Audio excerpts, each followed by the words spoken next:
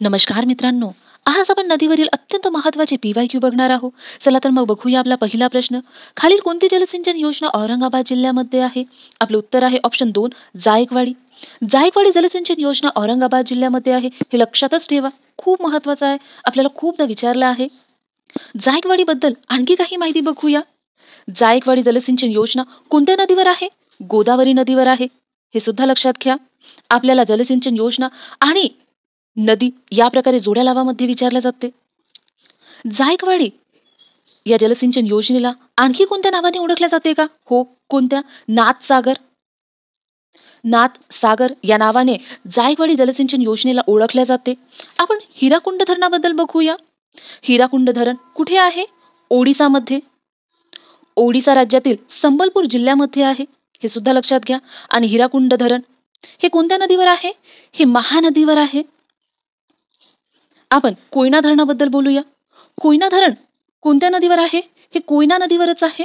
आणि हे कोणत्या जिल्ह्यामध्ये येते? हे सातारा जिल्ह्यामध्ये येते. भाकरा नांगल हे धरण कुठे येते? भाकरा नांगल हे हिमाचल आणि पंजाब यांच्या सीमेवर येते. हे लक्षात घ्या. आणि हे कोणत्या नदीवर आहे? तर हे सतलज नदीवर आहे. आता तुम्ही मला सांगा, सतलज नदी कोणत्या नदीची उपनदी आहे? हे मला कमेंट बॉक्समध्ये सांगा. आपण समोरचा प्रश्न बघूया. आपला दुसरा प्रश्न बघूया. रिकामी जागा या ठिकाणी कोयना नदी कृष्णा नदीस येऊन मिळते. आपलं उत्तर आहे ऑप्शन 3 कराड. कराड या ठिकाणी कोयना नदी कृष्णा नदीस येऊन मिळते. कोयना नदी आणि कृष्णा नदीबद्दल महत्त्वाची माहिती बघूया. कोयना नदी आणि कृष्णा नदीचा उगम कुठे होतो? बघा, या प्रकारे आपला सह्याद्री आहे आणि या ठिकाणी महाबळेश्वर आहे. महाबळेश्वर या ठिकाणावरून कृष्णा नदीचा उगम होतो आणि या प्रकारे पश्चिमेकडून पूर्वेकडे कृष्णा नदीचा प्रवाह आहे. आणि कोयना नदीचा उगम सुद्धा महाबळेश्वर या ठिकाणावरूनच होतो.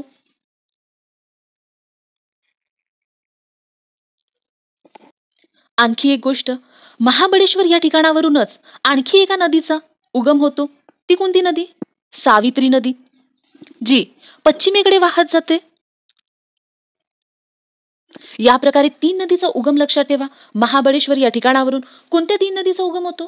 सावित्री, कृष्णा आणि कोयना नदी. कोयना नदीबद्दल आणखी आपण काय बघू शकतो? कोयना नदीवरच कोयना जलसिंचन प्रकल्प आहे आणि तो कोणत्या जिल्ह्यामध्ये आहे? सातारा जिल्ह्यामध्ये आहे. आत्ताच बघितलं आपण. आणखी एक गोष्ट, जेव्हा कोयना नदी हे कृष्णा नदीला या ठिकाणी येऊन मिळते, या ठिकाणाला नाव काय आहे? कराड. पण या ठिकाणी जेव्हा संगम होतो कोयना आणि कृष्णाचा, तर त्या संगमाला काही नाव आहे. ते नाव काय आहे? प्रीती संगम. हे सुद्धा लक्षात राहू द्या. आपल्याला वन लाइनर मध्ये विचारल्या जाऊ शकते. बघा, आपला सातारा झाला. सातारामध्ये काय आहे? कोयना धरण आहे.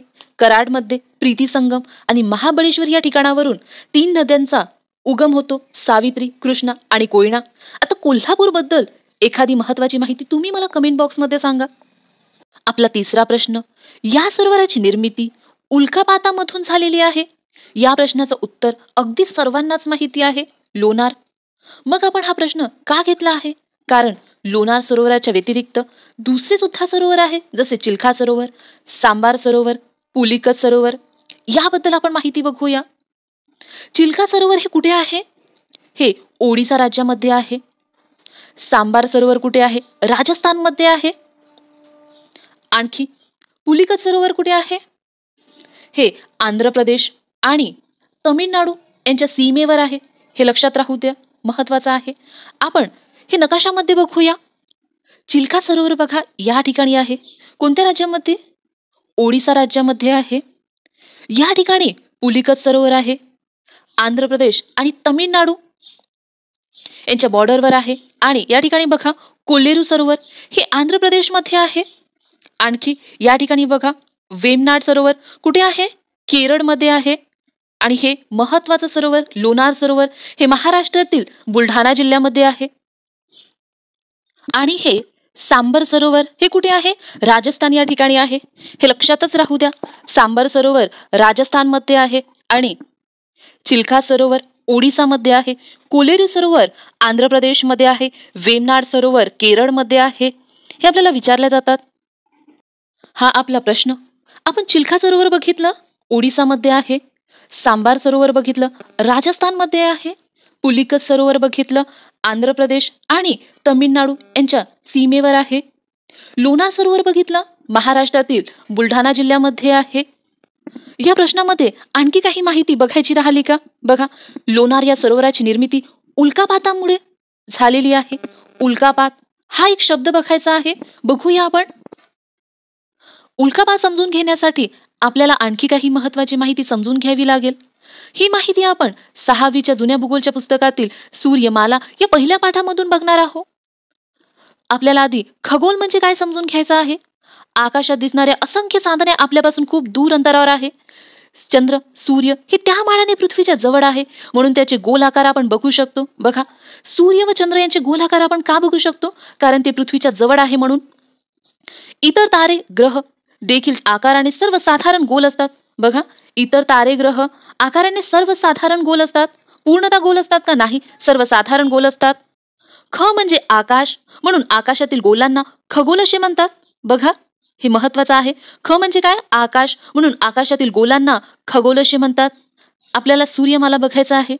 पृथ्वीसह एकूण 8 ग्रह म्हणजेच काय? पृथ्वीला पकडून 8 ग्रह आहे. उपग्रह, लघुग्रह, बटुग्रह, धूमकेतू, उल्का व सूर्य या सर्वांनी मिळून आपली सूर्यमाला तयार झालेली आहे.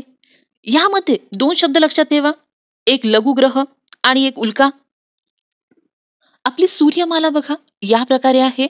या ठिकाणी आपला सूर्य, सूर्याच्या अगदी जवळ बुध आहे, त्यानंतर शुक्र आहे, त्यानंतर पृथ्वी आहे, त्यानंतर मंगळ आहे, मंगळ नंतर गुरु आहे. मंगळ आणि गुरुच्या मध्यामध्ये या ठिकाणी बघा हिरव्या कलरचा एक पट्टा दिला आहे. हा पट्टा कशाचा आहे? लघुग्रहांचा पट्टा आहे. हे आपल्याला समोर बघायचं आहे. गुरु नंतर शनी आहे, शनी नंतर युरेनस, या ठिकाणी नेपच्यून आणि हे बटुग्रह. आपल्याला काय लक्षात ठेवायचं आहे? मंगळ आणि गुरुच्या मध्यामध्ये हा लघुग्रहाचा पट्टा लक्षात ठेवा फक्त. आपल्याला लघुग्रह बघायचा आहे. बघा, सूर्यमालेमध्ये मंगळ व गुरु या ग्रहांच्या दरम्यान असंख्य लहान लहान खगोलांचा एक पट्टा निर्माण झाला आहे. हे आताच बघितलं आपण आकृतीमध्ये. या पट्ट्यातील खगोलांना लघुग्रह म्हणतात. बघा, या पट्ट्यातील खगोलांना काय म्हणतात? लघुग्रह म्हणतात. बघा, या प्रकारे एखादी लघुग्रहाचा पट्टा आहे आणि या पट्ट्यामध्ये असे छोटे छोटे खगोल आहे. या खगोलांना काय म्हणतात? लघुग्रह म्हणतात. आता लघुग्रहाचा पट्टा नेहमीसाठी लक्षात राहील तुम्हाला. या प्रकारचे अतिशय महत्वाचं उल्का म्हणजे काय बघायचं आहे आपल्याला. आपल्याला कधी कधी आकाशातून एखादी तारा तुटून पडताना दिसतो, या घटनेला उल्कापात म्हणतात. बघा, उल्कापात कशाला म्हणतात? आकाशातून एखादी तारा तुटून पडताना दिसतो, या घटनेला उल्कापात म्हणतात. आपला प्रश्न काय होता? उल्कापातामुळे निर्माण झालेले सरोवर. मग कळलं तुम्हाला उल्कापात काय आहे? एखादी तारा तुटून पडताना दिसतो, या घटनेला काय म्हणतात? उल्कापात म्हणतात. अनेक वेळा या उल्का म्हणजे लघुग्रहाच्या पट्ट्यातून येणारे शिलाखंड असतात. बघा, उल्का काय आहे? उल्का म्हणजे लघुग्रहाच्या पट्ट्यातून येणारे शिलाखंड असतात. आपण माहिती बघितली ती या ठिकाणी कामी आली. बघा, उल्का म्हणजे लघुग्रहाच्या पट्ट्यातून येणारे शिलाखंड असतात. ते पृथ्वीच्या वातावरणात आल्यावर त्यांच्याशी होणाऱ्या घर्षणाने जळतात, त्यांना उल्का असे म्हणतात. उल्का म्हणजे काय? तर शिलाखंड जे लघुग्रहाच्या पट्ट्यातून येतात, ते पृथ्वीच्या वातावरणात आल्यावर त्याच्याशी घर्षणाने जळतात, त्यांना उल्का असे म्हणतात. थोडक्यात उल्का म्हणजे काय? तर शिलाखंड जळतात त्याला उल्का म्हणतात. काही वेळेस उल्का पूर्णतः न जळता पृथ्वीच्या पृष्ठभागावर पडतात, त्यांना अश्नी असे म्हणतात. अश्नी म्हणजे काय? उल्का पूर्णतः न जळता पृथ्वीच्या पृष्ठभागावर पडतात, त्यांना अश्नी असे म्हणतात. महाराष्ट्रातील लोणार सरोवर अशाच अश्नी आघाताने तयार झाले आहे. मिळालं आपल्या प्रश्नाचं उत्तर. लोणार सरोवर कशामुळे तयार झालं आहे? अश्नी आघाताने. आणि अश्नी म्हणजे काय? तर उल्का पूर्ण न जळता पृथ्वीच्या पृष्ठभागावर पडतात, त्यांना अश्नी म्हणतात. या ठिकाणी आपल्याला काय लक्षात ठेवायचं आहे? उल्कापात म्हणजे काय हे एक लक्षात राहू द्या. आकाशातून एखादी तारा तुटून पडताना दिसतो, या घटनेला उल्कापात म्हणतात. आणखी उल्का म्हणजे काय हे लक्षात राहू द्या. उल्का म्हणजे काय? तर लघुग्रहाच्या पट्ट्यातून येणारे शिलाखंड जे पृथ्वीच्या वातावरणात आल्यावर त्याच्याशी होणाऱ्या घर्षणाने जळतात, त्यांना उल्का म्हणतात. हे लक्षातच राहू द्या. आणखी काय लक्षात ठेवायचं आहे? अश्नी म्हणजे काय? तर उल्का पूर्णतः न जळता पृथ्वीच्या पृष्ठभागावर पडतात, त्यांना अश्नी म्हणतात. हे एक लक्षात घ्या. आणि लोणार सरोवर कशामुळे तयार झाला आहे? अश्नी आघाताने तयार झाला आहे. या ठिकाणी आपला हा प्रश्न पूर्ण झाला. या खालीलपैकी कोणती नदी पश्चिम वाहिनी नदी नाही? आपलं उत्तर आहे ऑप्शन 3 कोयना. कोयना ही नदी पश्चिम वाहिनी नदी नाही. या प्रश्नावरून आणखी आपल्याला एक माहिती समजते. वैतरणा, तानसा, शास्त्री या नद्या कशा आहे? पश्चिम वाहिनी नद्या आहे. हे लक्षात राहू द्या. आपल्याला या प्रकारचा प्रश्न नेहमी विचारला जाते. आपण मागच्या लेक्चरमध्ये कोयना नदीबद्दल काही माहिती बघितली होती. बघूया आपण या पण लेक्चरमध्ये, म्हणजेच तुम्हाला हे नेहमीसाठी लक्षात राहून जाईल. कोयना नदीचा उगम कुठे झाला आहे? या प्रकारे आपला सह्याद्री आहे. या ठिकाणी महाबळेश्वर आहे. महाबळेश्वर या ठिकाणावरून कोयना नदीचा उगम झाला आहे. आणि महाबळेश्वर याच ठिकाणावरून आणखी एका नदीचा उगम झाला आहे. कोणत्या? कृष्णा नदीचा उगम झाला आहे. हे लक्षातच राहू द्या. आणि समोर जाऊन कोयना नदी कृष्णा नदीला मिळते. या प्रकारे या ठिकाणाला काही नाव आहे. काय? कराड. आणि या ठिकाणी कृष्णा आणि कोयना नदीचा संगम होतो. या संगमाला सुद्धा काही नाव आहे. काय नाव आहे? या संगमाला प्रीती संगम म्हणते. हे सुद्धा विचारले गेले आहे. लक्षात राहू द्या. महाबळेश्वर या ठिकाणावरून आणखी एका नदीचा उगम होतो. ती नदी कोणती? सावित्री, जी पश्चिमेला वाहत जाते. हे लक्षात घ्या. आणि कोयना धरण कोणत्या जिल्ह्यामध्ये आहे? सातारा जिल्ह्यामध्ये आहे. हे सुद्धा आपल्याला विचारलं गेलं आहे, म्हणून लक्षात राहू द्या. समोरचा प्रश्न बघूया. महाराष्ट्रातील सर्वात जास्त लांबीची नदी कोणती? आपलं उत्तर आहे ऑप्शन 2 गोदावरी. महाराष्ट्रातील सर्वात जास्त लांबीची नदी गोदावरी आहे. आपण गोदावरी नदीबद्दल आणखी काही माहिती बघूया. गोदावरी नदीचा उगम कुठे झाला आहे? बघा, हा सह्याद्री आहे. सह्याद्री जवळ या ठिकाणी त्र्यंबकेश्वर आहे. त्र्यंबकेश्वर या ठिकाणावरून गोदावरी नदीचा उगम होतो आणि या प्रकारे गोदावरी नदी वाहत जाते. गोदावरी नदीवर या ठिकाणी गंगापूर धरण आहे. हे लक्षातच राहू द्या, विचारले जाते. त्यानंतर या ठिकाणी नाशिक हे शहर वसलेलं आहे. त्यानंतर समोर जायकवाडी धरण वसलेलं आहे. त्यानंतर नांदेड हे शहर, हे महत्वाचं आहे आणि खूपदा विचारलं आहे आपल्याला.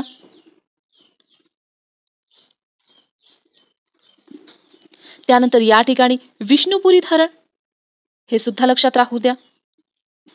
वर्धा नदीबद्दल बघूया. वर्धा नदीचा उगम कुठे झाला आहे? मध्य प्रदेशातील बैतूल या जिल्ह्यामध्ये. बैतूल या जिल्ह्यातील मुलताई या ठिकाणी झाला आहे बघा. आणि या ठिकाणावरून या प्रकारे वर्धा नदी वाहत येते. त्यानंतर या ठिकाणावरून पेनगंगा ही नदी वर्धा नदीला मिळाली. समोर जाऊन या ठिकाणावरून वेनगंगा ही नदी वर्धा नदीला मिळाली. आणि या संगमाला काय नाव आलं? प्राणहिता. आणि हा संगम, ही प्राणहिता नदी गोदावरी नदीला येऊन मिळाली. या प्रकारे समोर या नदीला गोदावरी नदी याच नावानं ओळखलं गेलं. आपण आता भीमा नदी आणि कृष्णा नदीबद्दल बघूया. कृष्णा नदीचा उगम कुठे झाला आहे? सह्याद्री पर्वत या ठिकाणी महाबळेश्वर आहे. महाबळेश्वर या ठिकाणावरून कृष्णा नदीचा उगम होऊन कृष्णा नदी या प्रकारे पूर्वेला वाहत जाते. भीमा नदीचा उगम कुठे झाला आहे? भीमाशंकर या ठिकाणी सह्याद्री पर्वताच्या पूर्वेला. भीमा नदी सुद्धा पूर्वेला वाहत जाते आणि कृष्णेला येऊन मिळते. आपण हे नकाशामध्ये बघूया. या ठिकाणी महाबळेश्वर हे ठिकाण दिलं आहे. महाबळेश्वर या ठिकाणावरून कृष्णा नदीचा उगम होतो आणि या प्रकारे कृष्णा नदी वाहत जाऊन बंगालच्या उपसागरामध्ये कृष्णा नदीचा अस्त होतो. महाबळेश्वरच्या वरती बघा, या ठिकाणी भीमाशंकर दिला आहे. भीमाशंकर या ठिकाणावरून भीमा नदीचा उगम होतो आणि या प्रकारे वाहत जाऊन या ठिकाणी कृष्णा नदीस मिळते. कृष्णा नदीच्या वरती बघा, या ठिकाणी त्र्यंबकेश्वर हे ठिकाण दिलं आहे आणि त्र्यंबकेश्वर या ठिकाणावरून गोदावरी नदीचा उगम होतो. गोदावरी नदी या प्रकारे वाहत जाऊन बंगालच्या उपसागरामध्ये गोदावरी नदीचा अस्त होतो. आणि बघा, वरती मुलताई हे ठिकाण दिलं आहे. मुलताई हे ठिकाण कुठे आहे? मध्य प्रदेश या ठिकाणी आहे. या ठिकाणावरून दोन नद्याचा उगम होतो. कोणता? एक तापी नदी जी पश्चिम वाहिनी नदी आहे आणि एक वर्धा नदीचा उगम होतो. वर्धा नदी या प्रकारे वाहत गेल्यानंतर या ठिकाणावरून पेनगंगा हे नदी मिळते वर्धा नदीला, आणि समोर जाऊन या ठिकाणावरून बघा वेनगंगा हे नदी मिळते. वर्धा नदीच्या प्रवाहाला समोर चालून प्राणहिता नाव पडते, या ठिकाणी दिलं आहे बघा. आणि ही प्राणहिता नदी गोदावरी या ठिकाणी येऊन मिळते. या नदीला गोदावरी नदी याच नावाने ओळखल्या जाते आणि या ठिकाणी आंध्र प्रदेश या ठिकाणी गोदावरीचा अस्त होतो. या ठिकाणी आपला हा प्रश्न संपतो. क्षेत्रफळाच्या दृष्टीने भारतातील सर्वात मोठे राज्य कोणते? आपले उत्तर आहे मध्य प्रदेश. आहे का? नाही. का? कारण मध्य प्रदेशमधून जेव्हा छत्तीसगड वेगळा झाला तेव्हा मध्य प्रदेशचा नंबर गेला आणि आता राजस्थान आहे क्षेत्रफळाच्या दृष्टीने भारतातील सर्वात मोठं राज्य. हे चारही राज्य काही वैशिष्ट्यामुळे भारतातील सर्वात मोठं राज्य आहे. कोणते वैशिष्ट्य? तर बघा, लोकसंख्येच्या दृष्टीने भारतातील सर्वात मोठं राज्य कोणतं? उत्तर प्रदेश. हे लक्षात राहू द्या. लोकसंख्येच्या बाबतीत भारतातील सर्वात मोठं राज्य कोणतं? उत्तर प्रदेश. शहरीकरणासाठी भारतातील सर्वात मोठं राज्य कोणतं? तमिळनाडू. आणि जंगलाबाबत भारतातील सर्वात मोठं राज्य कोणतं? मध्य प्रदेश. जमलं का? चारही ऑप्शन. जंगलासाठी भारतातील सर्वात मोठं राज्य मध्य प्रदेश, क्षेत्रफळाच्या दृष्टीने भारतातील सर्वात मोठं राज्य राजस्थान, आणि शहरीकरणासाठी सर्वात मोठं राज्य तमिळनाडू, आणि लोकसंख्येबाबत उत्तर प्रदेश. समोरचा प्रश्न बघूया. कलम 280 हे खालीलपैकी कशाशी संबंधित आहे? आपले उत्तर आहे ऑप्शन 4, वित्त आयोगासाठी 280 हे कलम आहे. भारताचा महान्यायवादी यासाठी कोणतं कलम आहे?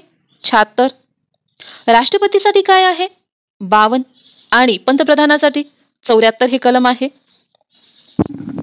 खालीलपैकी विसंगत घटक ओळखायचा आहे आपल्याला.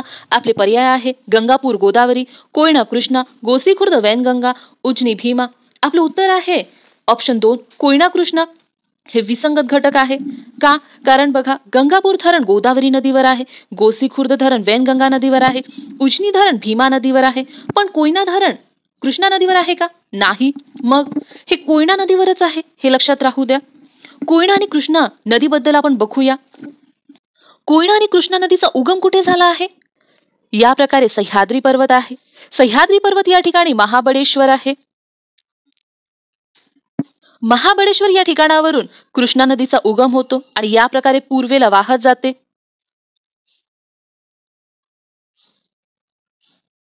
महाबळेश्वर याच ठिकाणावरून कोयना नदीचा सुद्धा उगम होते आणि या प्रकारे वाहत जाऊन कृष्णा नदीला मिळते. कोयना ही नदी कृष्णेची उपनदी आहे, हे लक्षात घ्या. कोयना नदी कृष्णा नदी ज्या ठिकाणी येऊन मिळते त्या ठिकाणाला काही नाव आहे. काय आहे? कराड. कराड या ठिकाणी कोयना आणि कृष्णा नदी एकत्र येते. कोयना आणि कृष्णा नदीच्या संगमाला सुद्धा काही नाव आहे. काय आहे? प्रीती संगम. हे सुद्धा विचारलं आहे, पण लक्षात राहू द्या. प्रीती संगम कोणत्या दोन नदींच्या संगमाला म्हणतात? तर कृष्णा आणि कोयना नदीच्या संगमाला. महाबळेश्वर या ठिकाणावरून आणखी एका नदीचा उगम होतो. ती नदी कोणती? सावित्री. आणि ही पश्चिमेला वाहत जाते.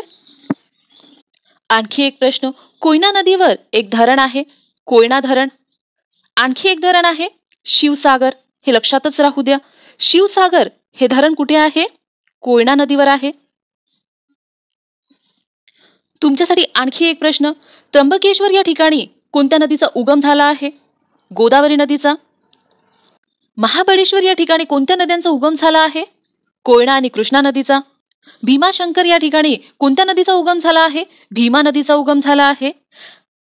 लोह खनिजासाठी कोणती नदी प्रसिद्ध आहे? वेनगंगा नदी लोह खनिजासाठी प्रसिद्ध आहे. हे सुद्धा लक्षात राहू द्या, विचारलं आहे खूपदा. जमलं का आपले चारही ऑप्शन? एका प्रश्नामधून आपण कितीतरी माहिती गोळा केली आहे, समजून घेतली आहे.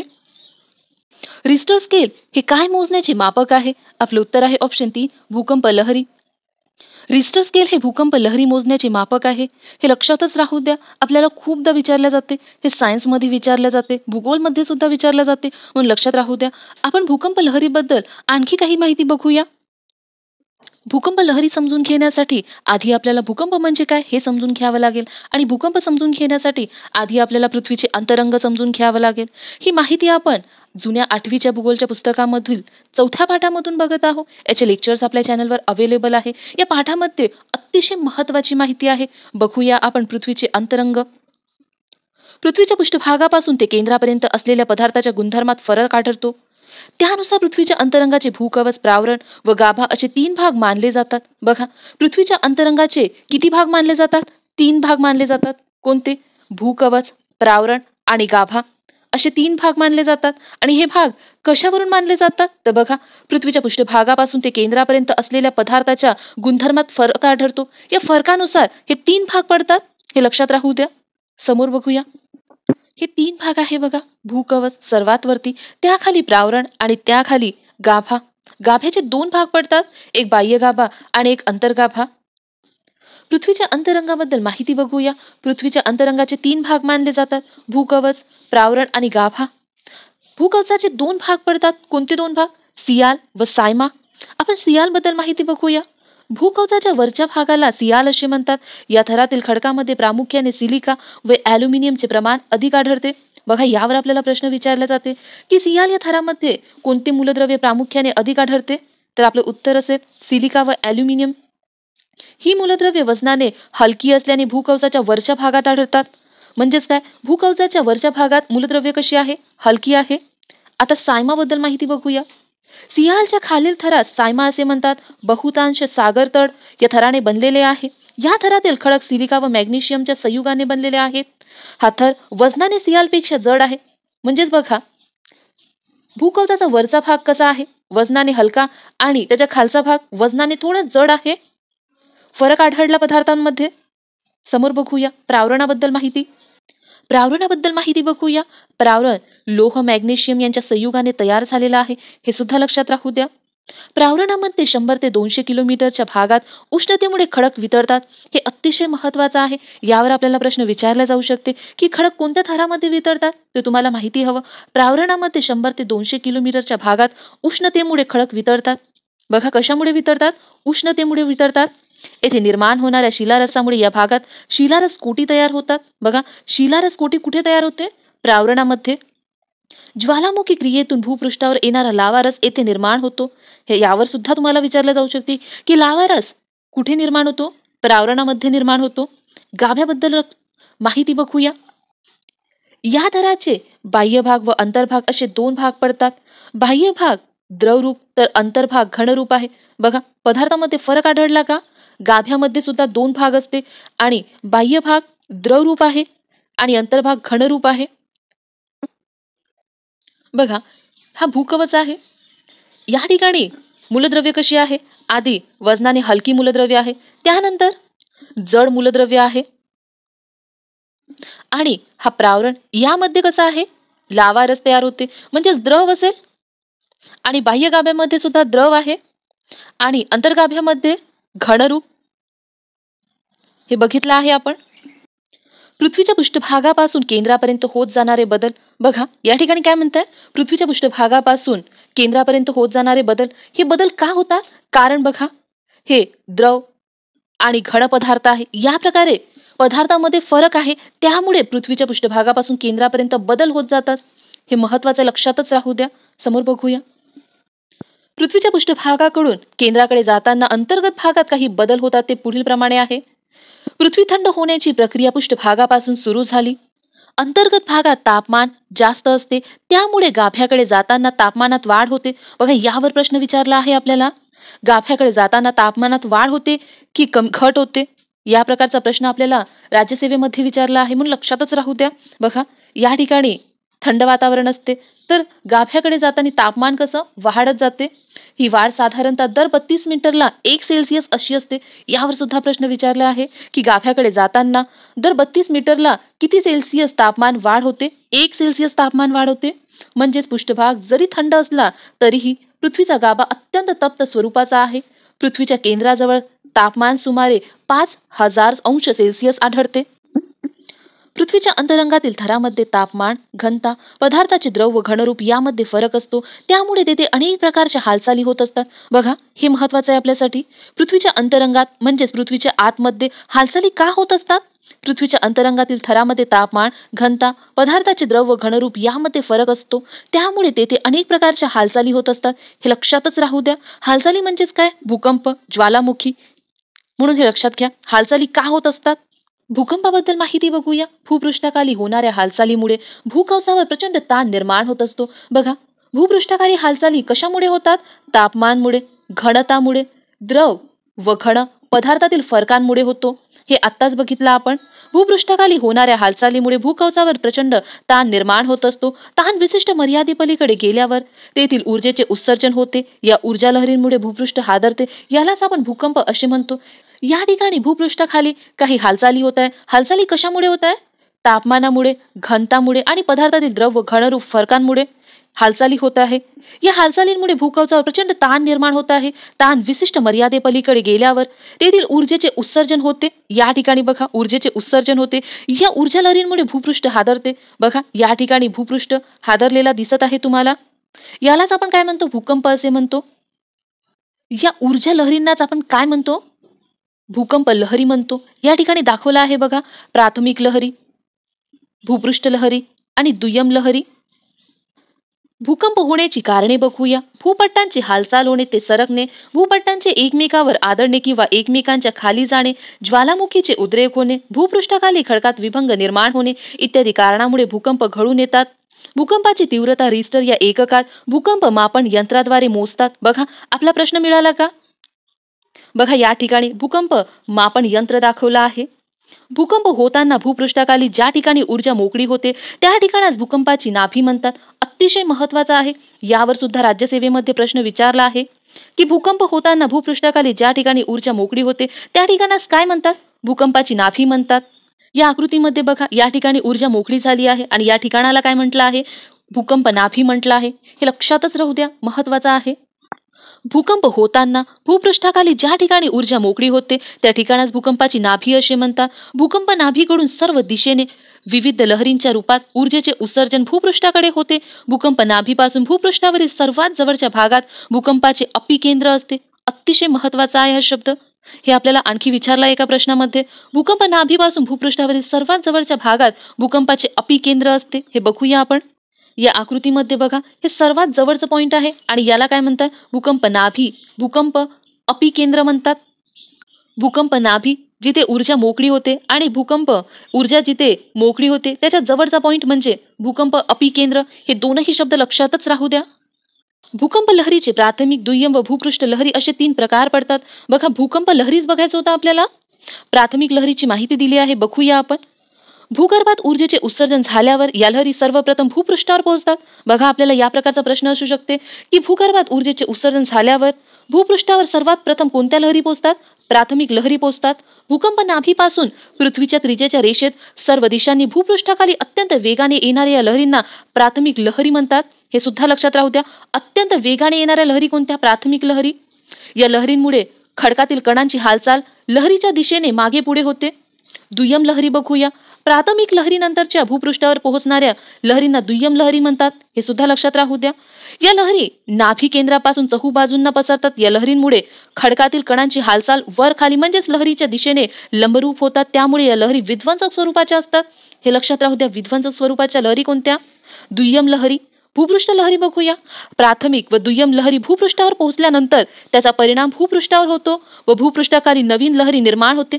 बघा, हे अत्यंत महत्वाचं आहे.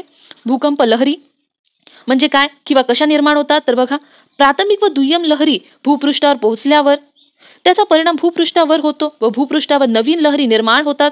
या लहरी परिघाच्या दिशेने पसरतात. या लहरींमुळे खडकातील कणांची हालचाल वर खाली किंवा वाकडी तिकडी होते. त्यामुळे या लहरी जास्त विध्वंसक आहे. बघा, भूपृष्ठ लहरी जास्त विध्वंसक आहे. हे एक लक्षात राहू द्या. प्राथमिक लहरीबद्दल आपल्याला काय लक्षात ठेवायचं आहे? तर प्राथमिक लहरी सर्वप्रथम भूपृष्ठावर पोहोचतात. हे एक लक्षात राहू द्या. त्यानंतर भूपृष्ठाकडे अत्यंत वेगाने येणाऱ्या लहरी, हे एक लक्षात राहू द्या. आणि दुय्यम लहरीबद्दल काय लक्षात ठेवा? तर या प्राथमिक लहरीच्या नंतर भूपृष्ठावर येतात आणि ह्या विध्वंसक आहे. आणि भूपृष्ठ लहरीबद्दल काय, तर यात जास्त विध्वंसक आहे, त्या वर खाली या प्रकारे येतात, यांची हालचाल होते. आपण हे आकृतीमध्ये बघूया. अतिशय महत्वाची माहिती आहे, यावर आपल्याला प्रश्न विचारला आहे, लक्ष देऊन बघा. भूकंपाच्या प्राथमिक लहरी पृथ्वीच्या अंतर्गत भागातील सर्व थरातून प्रवेश करू शकतात, मात्र या लहरींच्या प्रवासाची दिशा गाभ्यातून जाताना बदलते. बघा, हे लक्षातच राहू द्या. भूकंपाच्या प्राथमिक लहरी पृथ्वीच्या अंतर्गत भागातील सर्व थरातून प्रवेश करू शकतात, मात्र या लहरींच्या प्रवासाची दिशा गाभ्यातून जाताना बदलते. बघा, या ठिकाणी प्राथमिक लहरी दिल्या आहे आणि या ठिकाणाहून निघाल्यावर गाभ्यातून बघा याची थोडीशी दिशा बदलली आहे. या प्रकारे दुय्यम लहरी द्रवरूप माध्यमातून प्रवेश करू शकत नाही. गाभ्याचा बाह्य भाग द्रवरूप असल्याने या लहरी गाभ्यातून प्रवास करू शकत नाही. बघा, या ठिकाणी दुय्यम लहरी आहे आणि हा बाह्य गाभा द्रवरूप असतो. बघा, म्हणून हे दुय्यम लहरी गाभ्यातून प्रवेश करत आहे का, नाही. या ठिकाणी आपण लहरींबद्दल, भूकंप लहरींबद्दल माहिती बघितली आहे. समोर बघूया. या ठिकाणी आपला हा प्रश्न संपतो. महाराष्ट्रातील सर्वात मोठा जलविद्युत निर्मिती प्रकल्प कोणत्या नदीवर उभारलेला आहे? आपलं उत्तर आहे ऑप्शन 3, कोयना नदीवर उभारला आहे. हे खूप महत्वाचा प्रश्न आहे, कारण हे महाराष्ट्रा संदर्भात आहे आणि सर्वात मोठे जलविद्युत निर्मिती प्रकल्प विचारला आहे, म्हणून हा महत्वाचा बनतो. बघा, महाराष्ट्रातील सर्वात मोठा जलविद्युत निर्मिती प्रकल्प कोयना नदीवर उभारलेला आहे. कोयना नदीबद्दल आणखी काही गोष्टी विचारल्या जातात, की कोयना धरण कोणत्या नदीवर आहे, तर कोयना नदीवरच आहे. आणखी कोयना धरण कोणत्या जिल्ह्यामध्ये आहे, तर हे सातारा जिल्ह्यामध्ये आहे. हे सुद्धा लक्षातच राहू द्या. आणखी कोयना नदीबद्दल बघावं तर कोयना नदीचा उगम कुठे झाला आहे? सह्याद्री पर्वतातील महाबळेश्वर या ठिकाणी. हे सुद्धा विचारलं जाते उगम. कोयना नदीचा उगम महाबळेश्वर या ठिकाणावरून होतो. कोयना नदीवर काही धरण आहे का? हो, शिवसागर हे धरण आहे. हे एक लक्षात राहू द्या, महत्वाचं आहे. आणखी कोयना धरण आहे. कोयना नदी कोणत्या नदीची उपनदी आहे? कृष्णा नदीची उपनदी आहे. आणि ही नदी उगम कुठे पावते? महाबळेश्वर याच ठिकाणी उगम पावते. कोयना आणि कृष्णा नदीचा उगम महाबळेश्वर या एकाच ठिकाणावरून होतो. हे सुद्धा लक्षात राहू द्या. कोयना आणि कृष्णाचा उगम होते त्या ठिकाणाला काही नाव आहे. काय नाव आहे? कराड. हे ठिकाण लक्षात राहू द्या, आपल्याला विचारलं आहे. आणि कोयना आणि कृष्णाचा संगम होते, या संगमाला काही नाव आहे.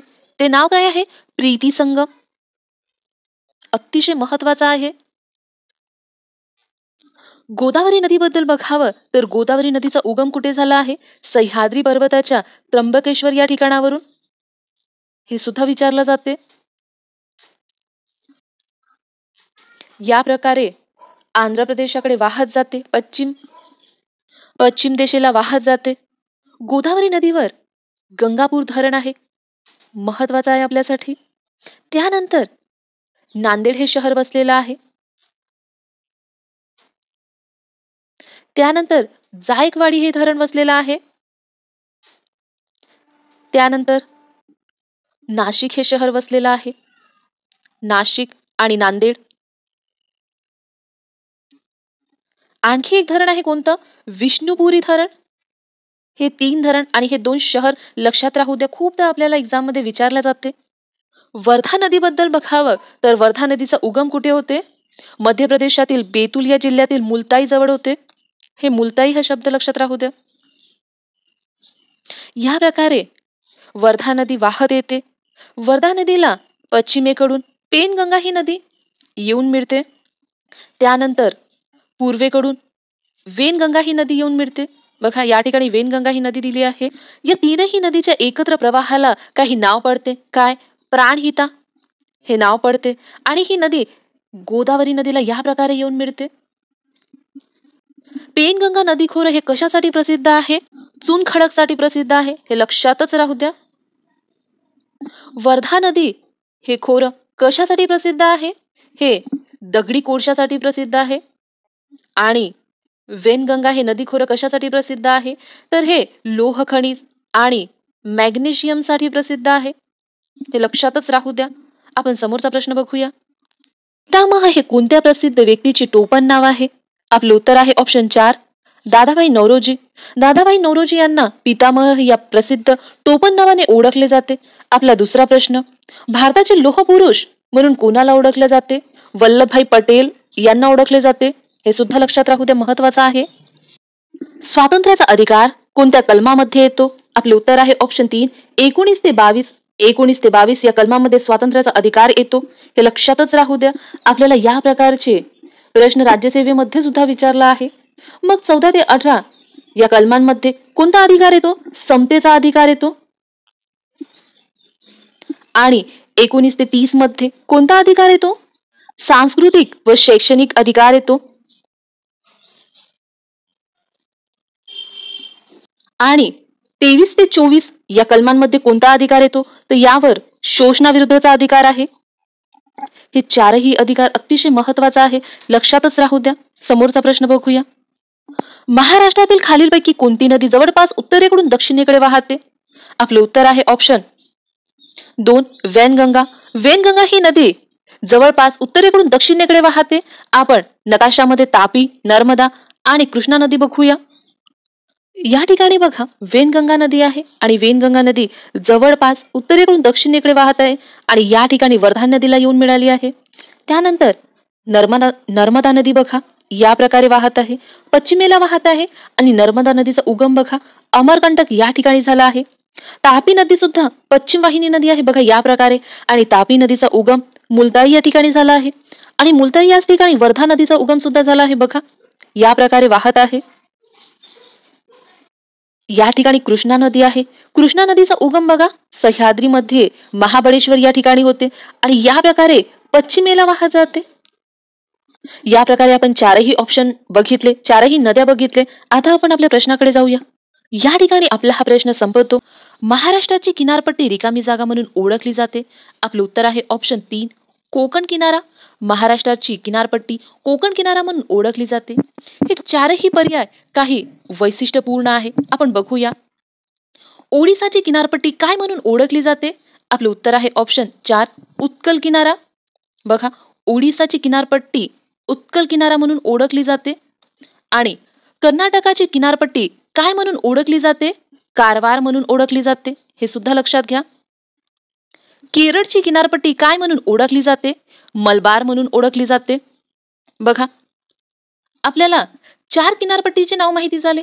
एक महाराष्ट्राची किनारपट्टी कोकण किनारा म्हणून ओळखली जाते. दुसरा कर्नाटकाची किनारपट्टी कारवार म्हणून ओळखली जाते. केरळची किनारपट्टी मलबार म्हणून ओळखली जाते आणि ओडिसाची किनारपट्टी उत्कल म्हणून ओळखली जाते. हे चारही लक्षातच राहू द्या. समोर बघूया. या नकाशामध्ये बघा या महाराष्ट्राच्या किनारपट्टीला कोकण, कर्नाटकाच्या किनारपट्टीला कारवार आणि केरळच्या किनारपट्टीला काय म्हणते? मलबार आणि ओडिसाच्या किनारपट्टीला उत्कल.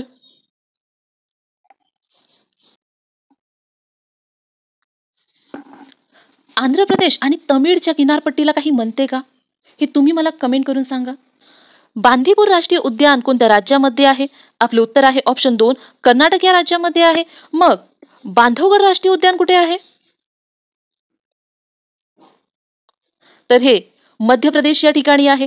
आपल्याला या दोनही राष्ट्रीय उद्यानांमध्ये फसवल्या जाते कारण हे मिळतं जुळतं आहे. बांदीपूर आणि बांधवगड आपण कन्फ्यूज होतो म्हणून आयोग आपल्याला या शब्दामध्ये फसवल्या जाते. म्हणून लक्षातच राहू द्या. बांदीपूर राष्ट्रीय उद्यान कर्नाटकमध्ये आहे तर बांधवगड मध्य प्रदेश या राज्यामध्ये आहे.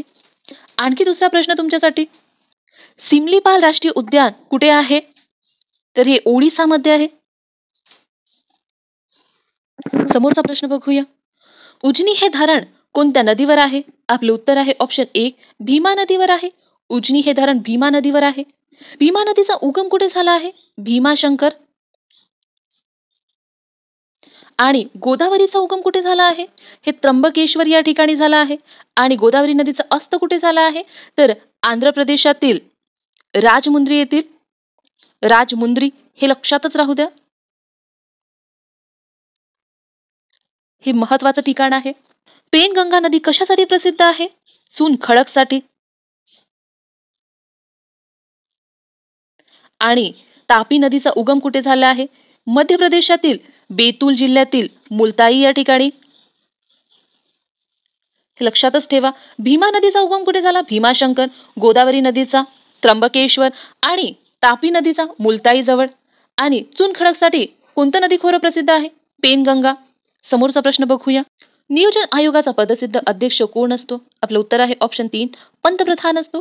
पंतप्रधानाचा कलम काय आहे? 74 आहे. राष्ट्रपतीचा कलम काय आहे? 52 आहे. आणि उपराष्ट्रपतीचा 63 आहे. 63व्या कलमामध्ये उपराष्ट्रपती पदाची तरतूद केली आहे. हे तीनही कलम लक्षातच राहू द्या. समोरचा प्रश्न बघूया. खालीलपैकी कोणती नदी बंगालच्या उपसागरात मिळत नाही? आपलं उत्तर आहे ऑप्शन 1, नर्मदा. नर्मदा ही नदी बंगालच्या उपसागरात मिळत नाही, तर ही अरबी समुद्रात मिळते, हे लक्षात घ्या. आपण नकाशामध्ये बघूया. आधी नर्मदा नदीचा उगम कुठे झाला आहे बघूया. कुठे झाला आहे? तर हे अमरकंटक मध्ये झाला आहे. कृष्णा नदीचा उगम कुठे झाला आहे? महाबळेश्वर या ठिकाणी झाला आहे. आणि गोदावरी नदीचा उगम त्र्यंबकेश्वर या ठिकाणी झाला आहे. आपण नकाशामध्ये बघूया. या नकाशामध्ये बघा, अमरकंटक या ठिकाणी नर्मदा नदीचा उगम होऊन या प्रकारे पश्चिमेला वाहत जाऊन अरबी समुद्रामध्ये मिळते, तर त्र्यंबकेश्वर या ठिकाणी गोदावरी नदीचा उगम होऊन या प्रकारे पूर्वेला वाहत जाऊन बंगालच्या उपसागरात मिळते. आणि महाबळेश्वर या ठिकाणी कृष्णा नदीचा उगम होऊन ही सुद्धा पूर्वेला या प्रकारे वाहत जाऊन बंगालच्या उपसागरात मिळते. आणि महानदी बघा, या प्रकारे वाहत जाऊन ती सुद्धा बंगालच्या उपसागरात मिळते. म्हणजेच महानदी, गोदावरी आणि कृष्णा ह्या तीनही नद्या पूर्व वाहिनी आहे, तर नर्मदा ही पश्चिम वाहिनी नदी आहे. समोर बघूया. महाराष्ट्रात खालीलपैकी कोणत्या जिल्ह्यात सर्वाधिक महानगरपालिका आहे? आपले उत्तर आहे ऑप्शन 3, ठाणे. महाराष्ट्रात ठाणे जिल्ह्यात सर्वाधिक महानगरपालिका आहे. सर्वाधिक म्हणजे किती आहे? 7 आहे. आणि महाराष्ट्रात एकूण किती आहे? तर एकूण 30 आहे. हा आकडा लक्षात राहू द्या. महाराष्ट्राची उपराजधानी कोणत्या शहराला म्हटलं जाते? आपले उत्तर आहे ऑप्शन 1, नागपूर या शहराला म्हटलं जाते. आणि पूर्वेकडील ऑक्सफर्ड म्हणून कोणत्या शहराला संबोधले जाते? आपले उत्तर आहे ऑप्शन 2, पुणे या शहराला. का? कारण पुणे शहरातील उच्च प्रतिष्ठित शैक्षणिक संस्थेमुळे पुणेला पूर्वेकडील ऑक्सफर्ड म्हणून संबोधले जाते. हे एक लक्षात राहू द्या. समोरचा प्रश्न बघूया. राज्यपाल आपला राजीनामा कोणाकडे पाठवू शकतात? आपले उत्तर आहे ऑप्शन 3, राष्ट्रपती. राष्ट्रपतीसाठी कलम काय आहे? 52. आणि पंतप्रधानासाठी 74. हे दोन्ही कलम लक्षात घ्या. खालीलपैकी कोणते शहर महाराष्ट्राची सांस्कृतिक राजधानी म्हणून ओळखले जाते? आपले उत्तर आहे ऑप्शन 3, पुणे शहर. पुणे शहर महाराष्ट्राची सांस्कृतिक राजधानी म्हणून ओळखले जाते. मग महाराष्ट्राची उपराजधानी म्हणून कोणते शहर ओळखले जाते?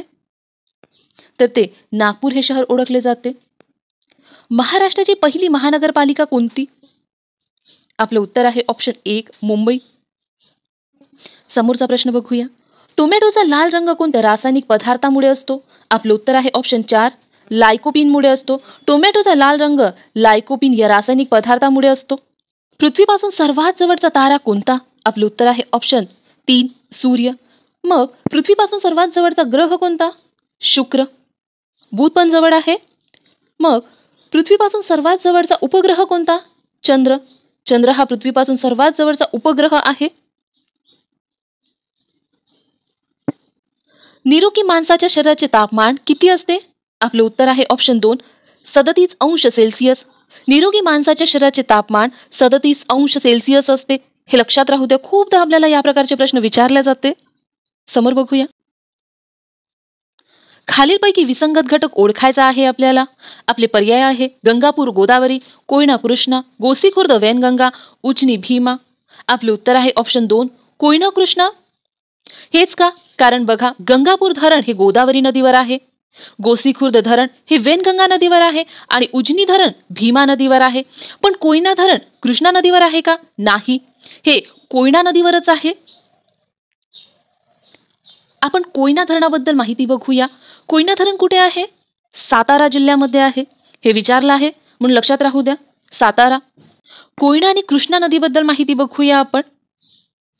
बघा, कोयना आणि कृष्णा नदीचा उगम कुठे झाला आहे? या प्रकारे सह्याद्री पर्वत आहे. सह्याद्री पर्वत या ठिकाणी महाबळेश्वर ठिकाण आहे. महाबळेश्वर या ठिकाणावरून कृष्णा नदीचा उगम होतो आणि या प्रकारे पूर्वेला वाहत जाते.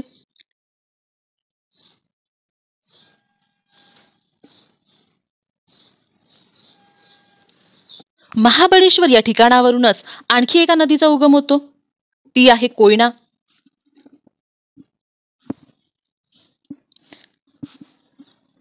आणि कृष्णा नदीस येऊन मिळते. या ठिकाणाला काय नाव आहे? कराड. हे सुद्धा विचारलं आहे की कृष्णा नदीला कोयना नदी कोणत्या ठिकाणी येऊन मिळते? कराड या ठिकाणी येऊन मिळते. आणि कृष्णा आणि कोयनाच्या संगमाला काय नाव आहे? प्रीती संगम. हे सुद्धा विचारलं आहे. कोयना नदीवर कोयना धरण आहे. आणखी एक धरण आहे कोणतं? शिवसागर. हे एक लक्षात राहू द्या. शिवसागर हे धरण कुठे आहे? कोयना नदीवर आहे. हे विचारले जाते, लक्षात राहू द्या. महाबळेश्वर या ठिकाणावरून आणखी एका नदीचा उगम होतो. कोणत्या? सावित्री नदीचा उगम होतो आणि हे पश्चिमेला वाहत जाते. हे लक्षात राहू द्या. समोर बघूया.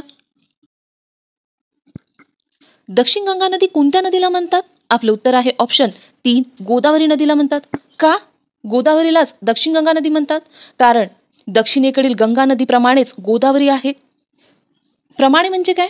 तर तिची लांबी, आकाराने मोठा पात्र, या प्रकारे, म्हणून गोदावरी नदीला दक्षिण गंगा म्हणतात. मग गोदावरीचा उगम कुठे झाला आहे? त्र्यंबकेश्वर या ठिकाणी. आणि अस्त कुठे होते? आंध्र प्रदेश या ठिकाणी. आंध्र प्रदेशामधील राजमुंद्री हे ठिकाण लक्षातच राहू दे, अतिशय महत्त्वाचं आहे. तापी नदीचा उगम कुठे झाला आहे? मध्य प्रदेशातील बेतूल जिल्ह्यातील मुलताई या ठिकाणी. हे महत्त्वाचं आहे, मुलताई. कृष्णा नदीचा उगम कुठे झाला आहे? सह्याद्री पर्वतातील महाबळेश्वर या ठिकाणी. आणि नर्मदा नदीचा उगम कुठे झाला आहे? अमरकंटक या ठिकाणी. या चारही नद्यांचा उगम लक्षातच राहू द्या. आपल्याला कशाही प्रकारचा प्रश्न विचारला जाऊ शकते. समोरचा प्रश्न बघूया. गोसीखुर्द धरण कोणत्या नदीवर बांधण्यात येत आहे? आपलं उत्तर आहे ऑप्शन 1 वेनगंगा नदीवर. हे लक्षात राहू द्या. गोसीखुर्द धरण कोणत्या नदीवर आहे? वेनगंगा नदीवर. मग लोह खनिजासाठी कोणतं नदीपात्र प्रसिद्ध आहे? वेनगंगा नदी लोह खनिजासाठी प्रसिद्ध आहे. दिल्ली हे शहर कोणत्या नदीवर वसलेलं आहे? आपलं उत्तर आहे ऑप्शन 4 यमुना. आणखी कोणते शहर यमुना नदीवर वसलेले आहे? तर मथुरा आहे. आणखी आग्रा शहर आहे. आणखी वृंदावन शहर सुद्धा यमुना नदीवरच वसलेलं आहे. हे चारही शहर लक्षात राहू द्या. समोरचा प्रश्न बघूया. महाराष्ट्रातील खालीलपैकी कोणत्या ठिकाणी सर्वात जास्त पाऊस पडतो? या प्रश्नाचं उत्तर तुम्ही मला कमेंट करून द्या. या ठिकाणी आपण थांबूया. आजची माहिती तुम्हाला आवडली असेल तर व्हिडिओला लाईक करा, शेअर करा आणि कमेंट करून नक्की सांगा. थँक्यू.